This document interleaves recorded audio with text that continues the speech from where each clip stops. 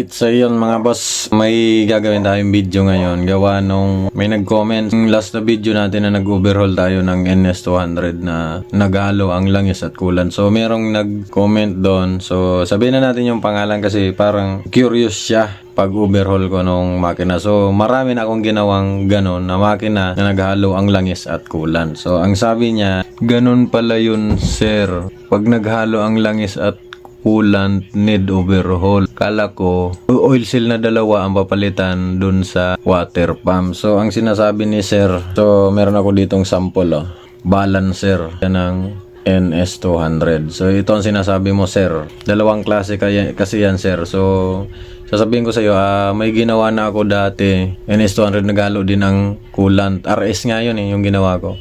Naghalo ang langis at coolant. Ang swerte niya. Bakit nasabi ko? Dahil dito sa balancer, ang swerte niya. Kasi itong sleeve, ito, yan.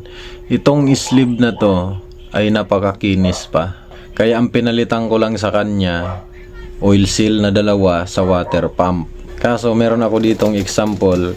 Kaya yung NS200 na biniya ko ay hinatulan ko kaagad ng overhaul. Kasi dahil nga dito.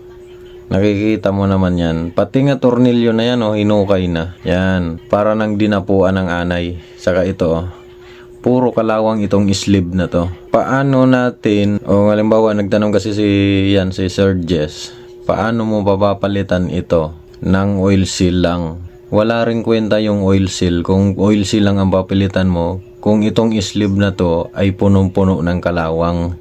So, nonsense lang din yung pinalit mong oil seal dito sa balancer na to. Dahil kakainin lang din ang kalawang na to. Yan. So, kung pansin naman siguro, yan tingnan mo yung tornilyo. Yan parang inanay na sa daming kalawang. Kaya, hinatulan ko ng overhaul yung NS200 na yon.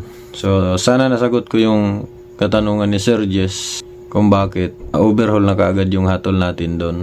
So, kala niya raw ay oil seal lang ang papalitan. So, depende sa sitwasyon ng motor, sir, kung yung sleeve ay makinis pa.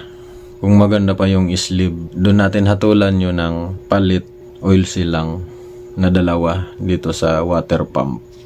Kasi dito yun nakakapit yung dalawang oil seal na yun. Sana na mapanood mo ito, Sir Jess, para malinawan ka kung bakit ko biniyak itong NS200.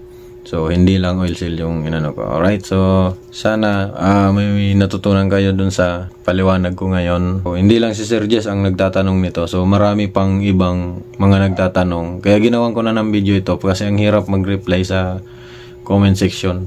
Kaya naggawa na ako ng video para dun sa iba, mapanood naman ng iba. Malaman nila kung bakit binibiyak ang isang motor pag naghalo ang coolant. Dahil dito sa sleeve na to. Alright, so yan lang mga boss. So, shoutout sa iyo, Sir Jess. Tanong mo na yun na need ba i-overhaul pag naghalo lang yung langis at coolant. So, depende po yan, Sir Jess, sa sitwasyon ng balancer. Goods pa yung sleeve o hindi na. Alright, so yun lang mga boss.